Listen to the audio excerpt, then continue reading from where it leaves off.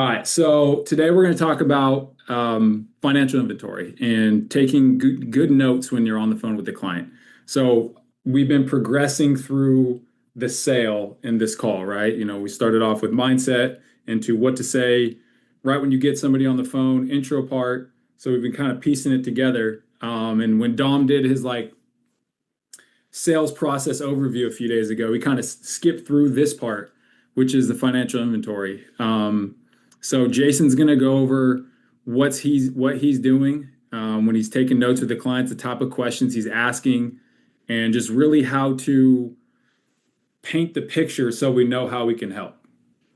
Right. So it's just massively important to ask the right questions, ask good questions, and to take good notes so we know how we can help. So if you're brand new and you're especially if you haven't started on the phones yet, like what I would say you can get out of this is like it's a lot easier for us to be able to help you when you have a full picture of what this client situation is. Right? So Christina just called me and she had a question with a client and I was very easily be able to help her because she said, "All right, this is the situation. My client's, 73, she's single, she makes this much per month. This is what she's looking to do with the life insurance, and then this is what her health situation is." And she named off medical conditions, prescriptions, and she's like, "What do you recommend?" That is everything that I need to know to be able to go, okay, here's what to do. So Jason's going to go through exactly how you can help us help you by gathering the necessary information so that if you go to somebody for help with what product to write or how to, make recommendations to the client, that you have the information that you need to be able to make the right decision and for us to be able to point you in the right direction. So Jason, all yours, dude. Okay, perfect. So I would say the number one thing to do and what I do is I write everything down. Okay. From if I got my lead in front of me, I already know their name, their birthday, their email, their state. I know a lot about them already, but I write that down. Okay. The beneficiary, I write that down too as well. But when I get into the financial inventory and asking more questions about health and stuff like that, I'm definitely going to write that down because that's going to help you. And by writing everything down overall, it's going to help you with not asking more questions later on. If somebody gives you, for example, and I might get ahead of it a little bit, but if somebody gives you their social security number and they give you your bank account number, you don't want to ask them again. You don't want to ask again on the address. But if you got everything down, it's just so much easier. But when you get into the inventory or asking questions about health, what I do is I start out, to make sure, let's see what you qualify for. I'm going to go over a few questions, find out if they're a smoker, a non-smoker, if they did smoke, when did they quit? That's important too. People might say, well, I'm a non-smoker. When did you quit? Yesterday, or maybe I quit 3 months ago. Most companies go back 12 months. Some go back 36 months. Depends on what you're trying to sell. So make sure more questions, the better, and write everything down. Now, when I get into the health, I go over things like I start out with, I know the inventory sheet has something a little bit, you could do it however you want to do it, but I always ask, have you had anything major, like any cancer, heart attack, or stroke? Then I'll let them answer. Okay. And if they say, well, I had some heart problems or whatever, okay, don't just take that lightly. Just say, okay, what kind of heart problems? Well, I had congestive heart failure. I had a stent put in. Okay, when? That's the other thing too. Ask when, because if they had a stent put in 20 years ago, it's going to change everything. You don't have to worry about it as much. But if they had a stent put in last week and they're on blood thinners, like just more questions, the better when it comes to that. So then I go into lungs, any asthma, COPD, do you take inhalers, just, and make sure they answer the question too. You don't want to go over it too fast. So diabetes, a big one. You're going to hear that a lot. But people might say, well, I got pre-diabetes. Okay, well, are you taking medication? Well, yeah, they got me on, metformin or they got me on insulin or something like that. People might not think it's a big deal, but it is a big deal, for a lot of companies. And then when you ask that, go into detail on those things. So what do you take? Metformin, you take it every day? Do you take insulin? How many units do you take? And here's the other thing too. By asking all these questions, you're going to get a lot of information, but you're also slowing that person down and making them think. You're making them think of like, okay, well, shoot, I do have diabetes. That means my rate's probably going to be a little bit more. I better, I better tell as much stuff as I can so I can get the best rate out there. The more open I am, the more, and you can tell these people too. Some people will not tell you stuff, and those like, oh, my health is good, and then come to find out they got declined. It's like, okay, well, then they might tell you, oh, well, yeah, I did have, some heart problems, it's been a long time or whatever. So just tell them it's okay. I just need to know the more I know, the better I can help you. Okay. And then of course, kidney issues, liver issues, chronic depression, anxiety, bipolar, just everything you could think of. I mean, you have the sheet right here. And I would just go over that sheet when you're brand new, just go over the sheet. And then after I'm finished asking all my questions and writing everything down in detail, I'll say, is there any other medications that we might have missed? Oh, well, yeah, I take this here every day. I take a water pill. I take some other stuff, some other depression they didn't tell you about. Well, I don't take it very often. I just take it as needed. Just dig deeper, because you don't want to get into an application and think they have nothing, or what you have on paper, and something comes up and then they start getting declined and stuff like that. So the more questions, the better off you are when it comes to that. Income. Don't be afraid to ask how much they make. Hey, so Bryce, ballpark, what do you make monthly? How much is your Social Security? Just like, no big deal, ballpark.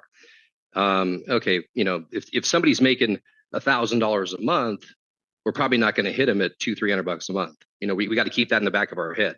We don't want to ever get into any numbers. I don't like to get into any numbers until the very, very end, until I have to. I'll even go through an application, the whole thing, and still don't talk about numbers.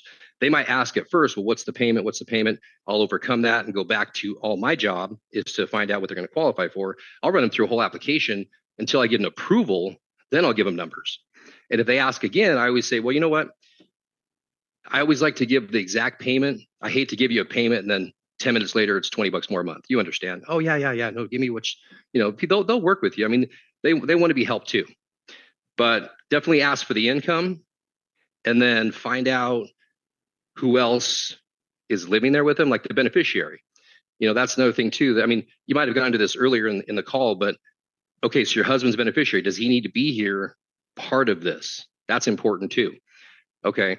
And then because later on down the road, after you finish this policy, we're going to be talking about him.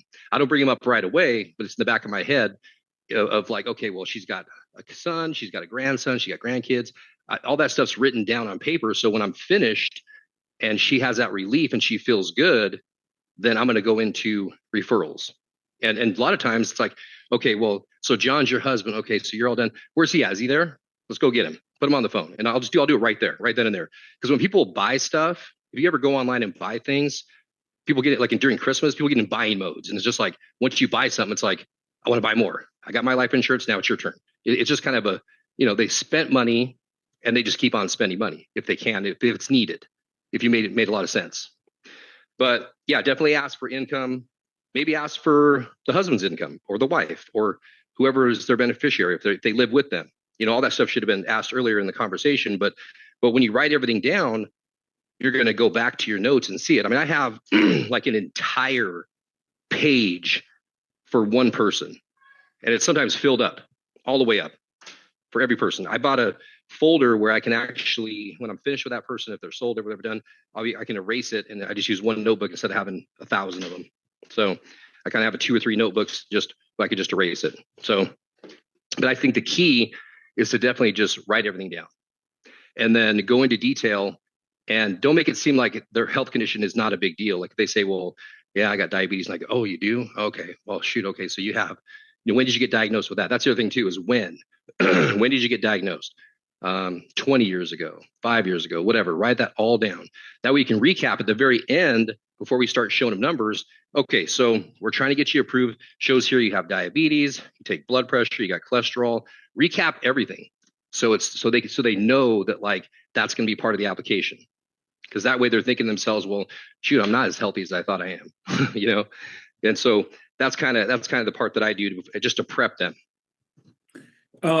For income, how deep or not deep do you get into their finances? Do you just ask about income, or do you ask anything else there? Yeah, I mean, I'll ask about income, and if they tell me, they make it from Social Security. Okay, do you get anything else like disability? Do you get retirement? Do you get pension? What else do you get? What's the total income? I want to know everything.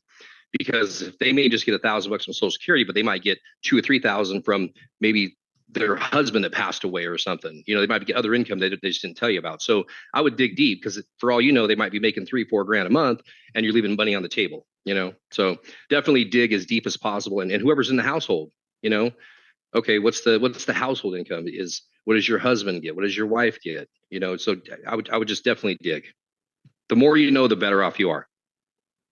Um, and I used the wrong word. I meant overall, like financial situation, like budget, everything. Like, do you mainly just focus on their income, or when you're talking about the money stuff, is Oh, okay. you ask about expenses or anything else? Yeah, yeah. So one of the biggest expenses obviously people have is going to be rent and other stuff that they pay. And usually when I ask the question, they're going to come out and back and say, well, yeah, I get 1,000 a month, but I've got to pay rent, I've got to pay this, and I only have like this much left over. Some people will just spill it all out, but if they don't, you want to ask. Yeah, ask. Okay, so part of that goes to rent. How much goes to rent? Okay, and that way you get down to it. And if they literally have like $0, then you're gonna have to ask more questions. Okay, we're gonna have to either cut something out. I mean, or how's this going to work? Who's going to be able to pay for this? Who's going to be able to afford it? Because you don't want to get down to just don't. If you don't ask enough questions, when you get down to do the policy and give out the numbers, and they're like, "Well, I can't pay $50 a month. I don't have any money left. I thought this was going to be, or if they say, well, maybe I could do it next month, and you're going to say, well, are you going to have it next month? We just went over your budget. Just I'd rather find out, and if they really can't afford it, let them go, as opposed to going through the whole thing and then maybe they agree to it, and then all of a sudden next month they didn't make the payment. You went through all that for nothing. And so asking more questions to make sure that they're in detail but yeah, I guess to answer your question, Bryce, I do ask for everything, so I know. Because really, what if they make $1,000 a month and they live with their kid, they have no rent to pay, they don't pay for groceries, and they got 900 disposable income, and they're okay with paying 200-300 a month? We just don't know until we ask. 100%. Yeah, I totally agree. But I also learned that me personally, this is just how I view it. When I used to dig like too crazy deep into expenses, it'd be easy to make it look like, oh, well, shoot, like I don't want to be using your last 50 or 100 a month for insurance. But at the same time, they fill out a form, they know they need insurance. So me personally, I just ask about big stuff. I go, okay, ballpark, what's your net monthly income? Got it. And then do you rent or own your home? What's that? So the way that I kind of always view it is, if you can pay, like, your house where you live is your most important, this should be one of your top most important bills, if you will. So I'm going to put it right up there. Like, if you have money left over after you pay your rent or mortgage, then we have money for insurance. So, and then that's kind of focusing on obviously some of the more like super tight fixed income clients, but they don't have any money left over at the end of the month on purpose. That they just have bad spending habits. You know what I mean? So they have $75 on the 31st of the month. Like, oh, I have $75 to spare. Let's go to the movies or something. You know what I mean? So like, that's why I tend to not dig like too deep on that client. Just ask about the big stuff.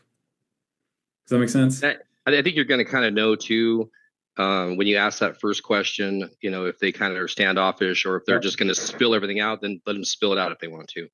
But yeah, I mean, as far as detail, just enough to where I mean, usually they're going to start telling you, what they pay, and if they have a certain leftover. Usually it's for the people who aren't making a whole lot. I mean, this might be kind of out a little bit further, but sometimes what I do is, and if I'm already good in with the person and already building a good relationship, have good rapport, if they make it $1,500 a month or whatever, I'm like, okay, don't worry, I'm going to try and keep your payment under $500 a month. Okay. And I won't even say anything. And I'll hear them. Then they're going to go, what? $500 a month? And then they might go, well, geez, I probably can't do more than like 200. I said, no, I'm just kidding. Don't worry. We'll keep it low. Don't worry. And then move on to the next part. I mean, you don't have to do that right away, but I mean, I usually do that when I have somebody kind of where I know they're not just going to be like 500 a month, click, I'm not going to do that. This is way in the conversation, but that might be next level stuff. But, just keep everything. I always like to keep everything open and as fun as possible with these people, just to kind of, because we're talking about dying. We're talking about life insurance. I mean, obviously we probably had a conversation earlier in that conversation about, somebody passing away and what happened, what did they do? what their family do. So everybody kind of gets down a little bit. So I always try and just kind of keep things, level Yeah, I or on think the up. that's a good like larger conversation of the financial inventory, if you let it, can kind of turn into a survey. So you want to do your best to try to make it not feel like so much of a survey. Does that make sense? So like pay attention to like the way you're asking the questions to make it flow and be smooth and be conversational versus having it be so like, clients can early on when I would not make the conversation somewhat fun, like it would be easy to turn clients off because they felt like they're just getting peppered with all these questions. So mixing little jokes like that in, or just letting some personality shine, or, you know, so Jason, in terms of income, you're still working or retired? Retired. All right, cool. What did you do for work? You know what I mean? Just throwing little stuff like that. I was a mechanic. Oh, nice. What kind of stuff did you work on? Okay, cool. And then in terms of you say that, all right, perfect. Now in terms of how much you're receiving, just ballpark, what's that net monthly income? You know what I mean? So it all just kind of like flows and feels conversational as opposed to just like next question, next question, next question. So jokes like that, asking them questions about themselves is really important in this part of the script and this part of the presentation, just to make it feel natural, conversational, having them be more willing to share information with you. Um, and then I'm sure you got more, but I want to stay here for a second. When it comes to income, just you want to make sure you get sources of income. Like, so what's the source of that income? So I always when it comes to the financial part. So Jason, in terms of your income, are you still working or you retired? Working, all right, that's an easy one, right? Because what do you do for work? Got it. Net monthly income, cool. Any other sources of income? Usually not. Okay, cool. If retired, all right, perfect. So you're retired. Now you're receiving a Social Security, a pension, or both is typically how I tee that up. So Social Security, pension, or both. And then they may be receiving a disability on top of that as well. So depending on their source of income, for some people, like if they're just receiving Social Security, you want to make sure you ask, got it. Now, in terms of that Social Security, how do you receive that Social Security? Where is it deposited? Does it go straight into like a checking account that you have with a bank? Or does it get deposited into like a green Direct Express debit card? Right? So if somebody's only on Social Security income or only on like a disability income, you want to be extra careful to confirm where that money is being deposited because not every insurance company accepts a debit card or a Direct Express card as a form of payment. So if they do say they only get Direct Express income, that limits it to just a few carriers. So what you don't want to do is not know that, get all the way through America, get to the payment part, and then be like, oh, I don't have a bank account. You know what I mean? So it's just, when we're selling final expense, you just want to be extra careful of confirming the source of the income and where it's deposited. Um, and then Jason, what do you do for like husband, wife, right? Like how do you talk about the income, household income, loss of income? Like what do you do with that?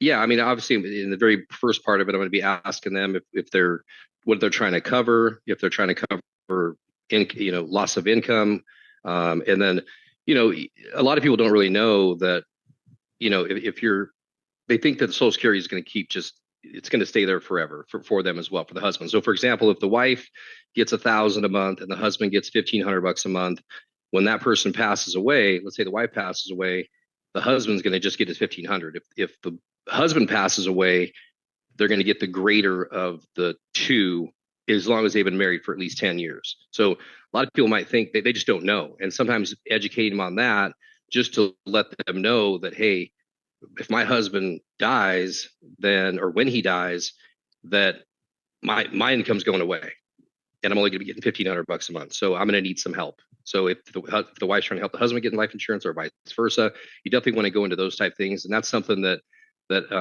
I think is important to let them know because people just don't think of that kind of stuff until you bring it up.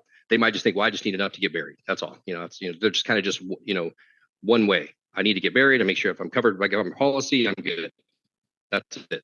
But bringing those types up might create a little bit more not just urgency, but more value. Value.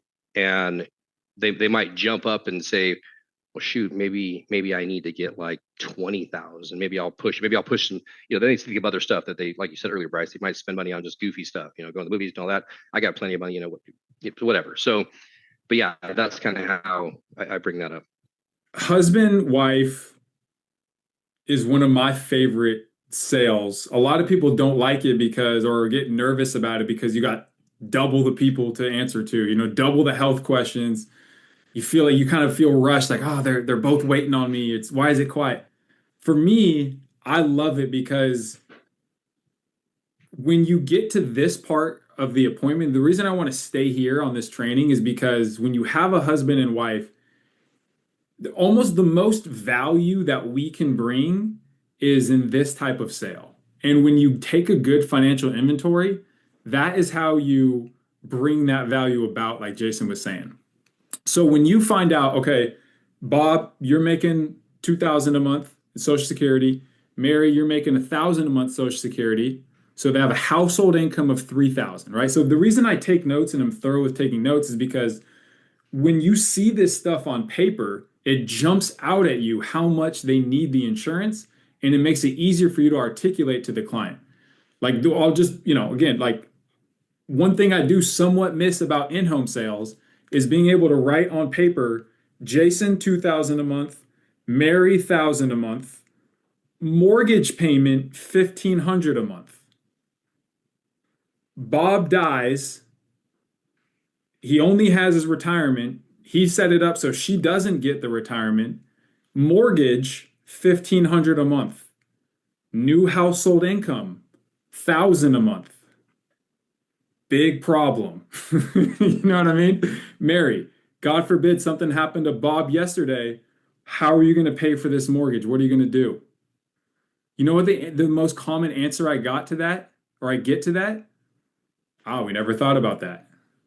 I know you might think it's crazy, but most people they've never done that exercise of here's our income, here's our expenses.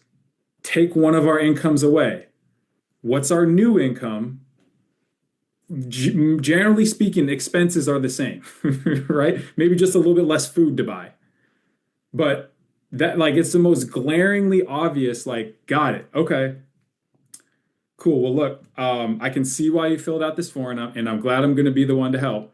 Obviously, we'll take care of that burial stuff for you, Jason. But, fair to say we need to make sure that we give Mary some help with making sure she has some time to stay in this home and cover the household bills while she kind of figures out her next move.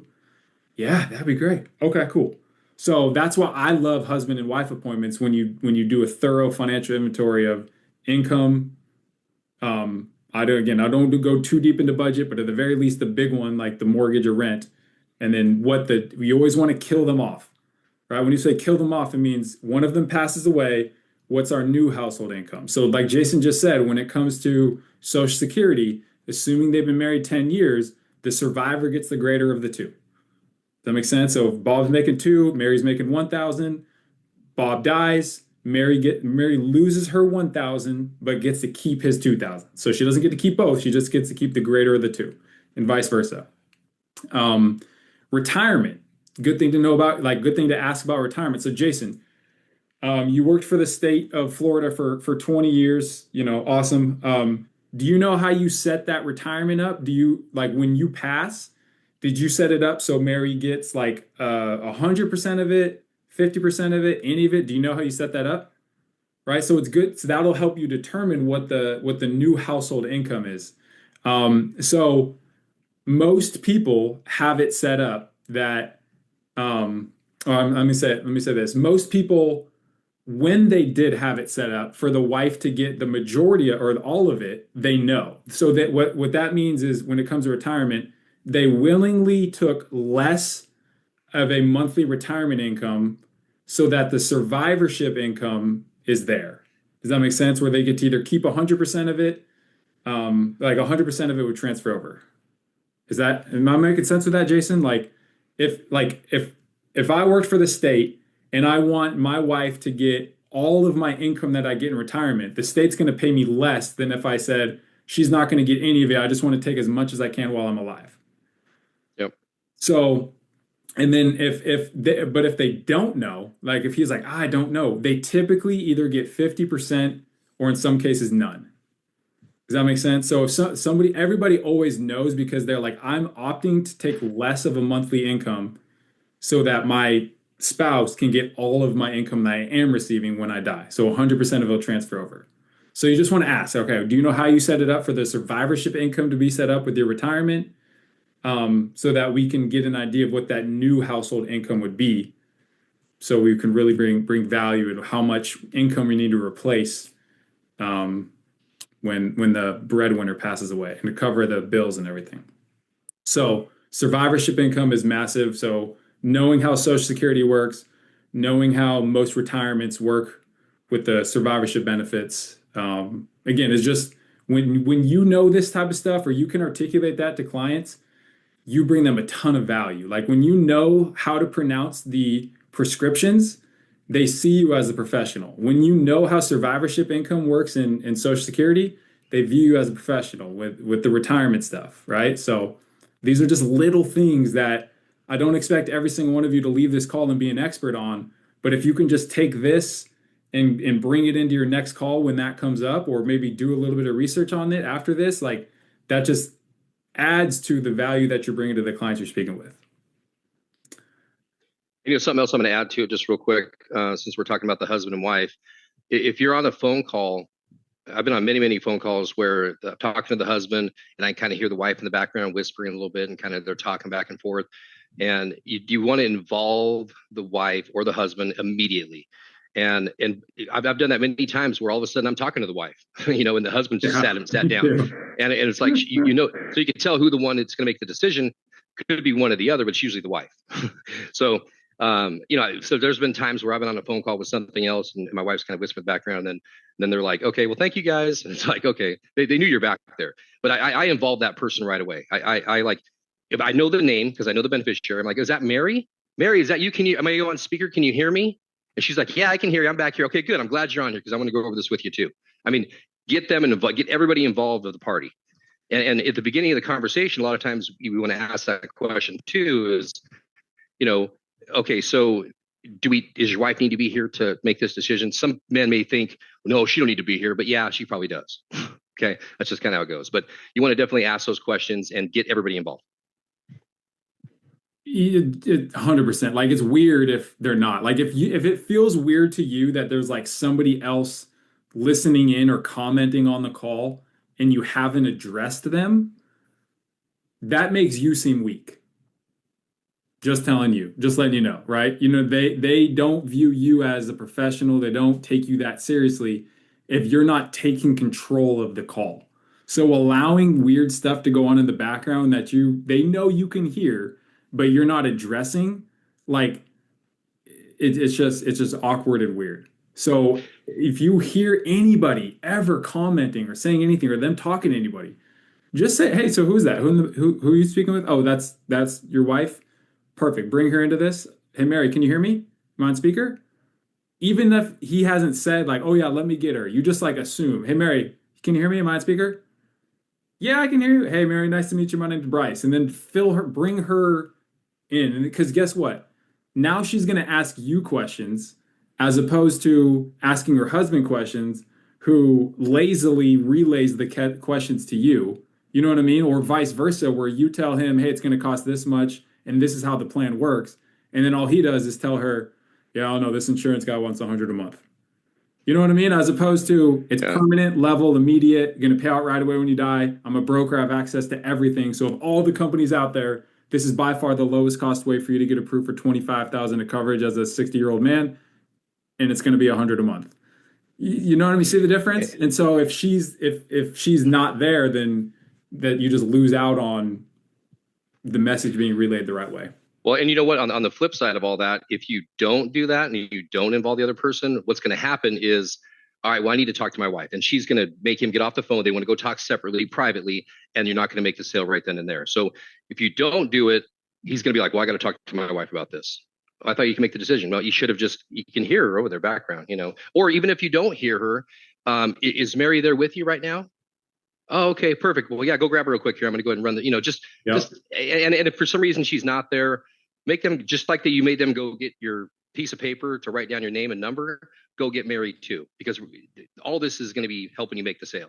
But definitely get everybody involved, all the parties. 100%. Um, so we went over finances, you went through health. Um, the only other two things that I would add, and then we can open it up to questions, is current insurance, right? So you may have earlier found out in the call that they have some, but we didn't really dig too deep into it, right? We start off the call by, hey, Scott, are you looking at this because you have some and you want to add more, or do you not have any set up yet? You go, I have some and I'm looking to add more. Like early on in the call and in the script, we just leave it there. Got it. Okay, cool. So I'm assuming we're just looking to supplement what you currently have, just add some more coverage. Yep. Okay, cool. Now that we're in the financial inventory, now we want to dig deep into that. So getting an idea of current insurance, for the most part, is important, right? It's like I tell clients, hey, I can't really help you with what you need if I don't know what you have. So the current policy that you have, Jason, how much coverage is that for? So how you ask these questions is important, right? Like I don't spill to Jason, okay, Jason, can you tell me which company, how much coverage, how much it's for, and what kind it is? Like I ask those each one at a time. Okay, Jason, so that current policy that you mentioned you have, how much coverage is that for? Let's role play. Okay, 10,000. 10,000. Got it. Okay, perfect. Do you know, just ballpark, do you know how long ago you got that set up? It's been probably like 10 years. 10 years or so? Okay. Do you know what company it's with? Mutual of Omaha. Mutual of Omaha. Got it. Okay. And then how much you paying per month for that one? It's like $50 a month. $50 a month. Okay.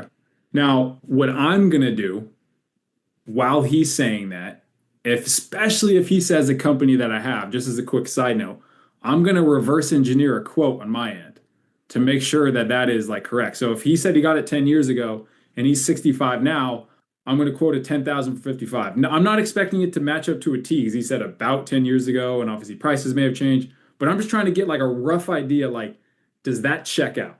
If what I'm seeing is like $150 more or less than what he's saying, then I'm like, okay, there's something I need to dig deeper on. But if it's within a few bucks, I'm like, okay, that makes sense.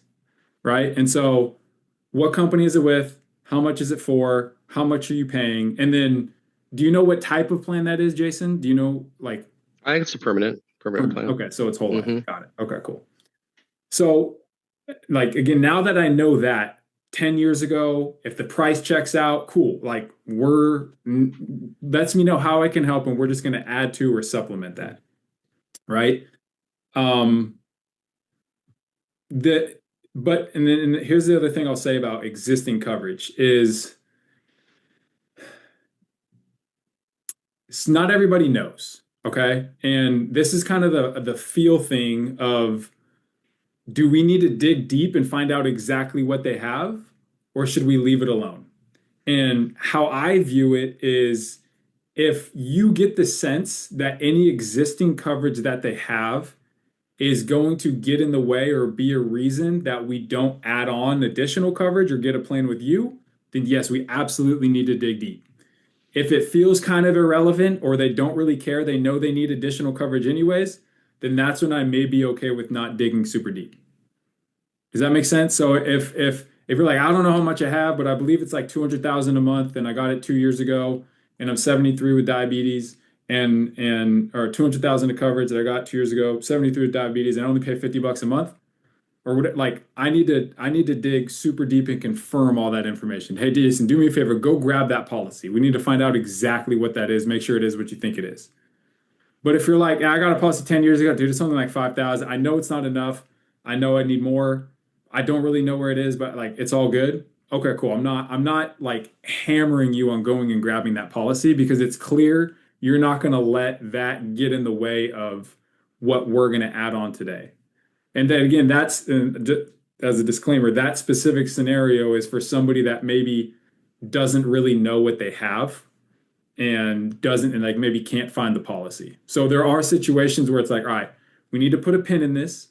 We need to call the company that you said that you have coverage with, find out exactly how much coverage it is, what you're paying, what type of plan it is, to make sure it's not either like a 2-year wait plan or a term when you think it's permanent or something like that. So this is one of those things where if you're new, you'll kind of like pick this kind of stuff up as you go. But if you get this information, like how much it's for, what type of plan it is, and how much they're paying per month, you should on your end be able to kind of reverse engineer a quote. Like even just pull up America. If they say some random company that you don't know, but they say it's a $20,000 whole life that they got a year ago and they're paying a certain amount per month, you can just tell because insurance, like whole life insurance, is highly standardized and regulated, right? So if you just pull up that same quote with an Americo, if it seems within reason of a monthly payment, then we go, all right, cool, we're good. Like it sounds like you're in a good spot, and we're just going to add more to what you have.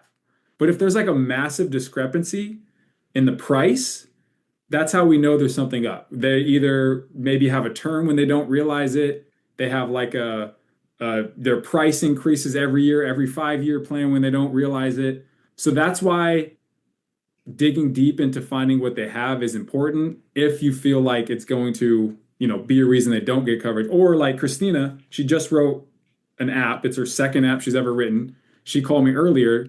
The client had a Mutual of Omaha plan. Christina was assuming that because it was Mutual of Omaha, company work with, good plan, client got 13,000 of coverage a year ago, that she was just going to add to it. But had her dig a little bit deep, find out the client had a 2-year wait on their plan and they didn't need to because they're in good health. So Christina replaced that. So not only she was going to just add on like 10,000, but I don't know how much it is, but not only did she replace that 15,000, she added on 15,000 Americo plus an additional 10,000. So she ended up writing like 15,000 more than she would have if she didn't find out exactly what the plan was and realize like, oh, you're in a 2-year wait, you don't need to be. I can replace that with an immediate plan, right? Oh, you're here. Yeah, I'm here. How it went? So, she actually had Colonial Penn. Even She more. thought it was, yeah, she thought it was Mutual of Omaha. She's like, I just don't understand why I'm healthy and I have a 2-year wait at $150 a month. If something happens to me 6 months from now, my kids don't get anything but premium back. And I said, great. So we went to Americo and she wrote a $40,000 policy. Boom. So it went from adding on coverage to that to replacing. So not only did you bring a ton more value to the client, but you also now this is kind of get like this could be a whole training in itself right here. You know what I mean? But no, that's good. That's why you dug deep and figured out exactly what they have for insurance, so you know how you can help them. So right. You don't want to skip over that. Is the bottom line, is figuring out what they have. You not only brought more value to the client, but are going to put way more money in your pocket by digging into that as if you had just skipped that part. Or just by going, okay, when they said they have coverage and they want to add more. Does that make sense? So great job. Thank you. So that's the current insurance piece. And then do you have anything that acts like life insurance? Right. So this is where we find potential annuity. So do you have anything that acts like insurance? They're always going to go, what do you mean? Well, anything that would pay out to your family, upon you passing, such as like a 401k, IRA, TSP, stock bonds, significant savings. So that's how we uncover annuity money. What you need to know for that is basically just find the money and get a statement. We don't dig super deep into it there. So they say, yes, I have a 401k. Got it. Just ballpark how much is in that. 300,000. Okay, perfect. And then we're going to just leave that as is and then come back to that later in the call and be like, hey, by the way, you mentioned that 401k. We also help people with safe money retirement. If I could show you a way where you could, if you could protect that money from any from any losses, but still take advantage of upper growth, would that be something you'd be open to learning more about? They say yes. Okay, perfect. All you need to do is send me a statement, and then I'll have our team put together an illustration just to show you what that would look like, and then you can decide what you want to do from there. They send you a statement. That's how we find annuity money. So we don't pitch it. We don't talk too much about it. We just find out how much it is, what kind of plan it is, how much it is. And at the end of the call, after you've helped them out with the insurance piece, hey, by the way, with that 401k, if I could show you a way to avoid any market loss, but still take advantage of market growth, would that be something you'd be open to learning more about? That's it. That's the pitch. They say, yes, cool. Send me over a statement. and we'll go from there. Jason, anything else you want to add before we open it up to questions? No, I think the part we talked about as far as the asking the question about the insurance, it's going to make a big difference if somebody's had the policy for 10 or 20 years as opposed to they just got it 6 months ago or even 2 years ago. You know, no one automatically just think you can replace something or not be able to replace it, but just asking those questions, they might got it 6 months ago and be like, yeah, I don't really like the rate. I mean, at that point, that's when they might say it. We just don't know. At the very beginning, they might just say, well, what can you do? You know, I want to add to it because they just don't know. Some people think that they can't replace policies. You know, they think maybe they think they're in it forever. And same thing with the term. You know, they might think, well, I got 100,000, I'll pay $50 a month. I mean, automatically, they probably already know that that's not going to be a whole life. It's going to be term. So usually in that point, I'll say, okay, good. When does that one expire? You know, they either they know or they don't know. If they say, well, yeah, it expires next year, so you kind of know where you're going with that, as opposed to it shouldn't expire. You know, then that's when we got to go grab the policy and dig more deeper for that part of it, though. But just more questions and then write everything down. Like I said earlier, just make sure everything's written down so you can come back to all that stuff. You know what you're talking about. Great point. Absolutely, that's huge.